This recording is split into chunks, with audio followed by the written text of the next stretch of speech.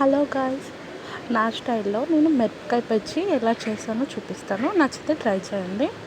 టేస్టీగా ఉంటుంది అండ్ స్పైసీగా ఉంటుంది. చాలా బాగుంటుంది. దానికోసం నేను నార్మల్ మిర్చీస్ తీసుకున్నాను, కొంచెం లావు ఉన్నాయి.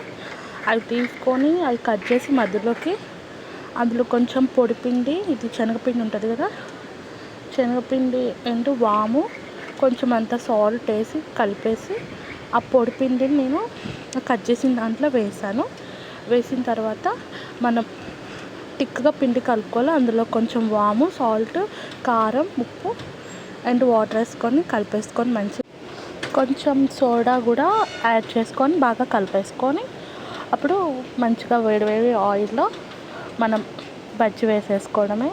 నేనైతే టేస్ట్ చేశాను, చాలా బాగుంది. మీరు కూడా నచ్చితే ట్రై చేయండి. ఓకేనా guys, bye. Like and subscribe.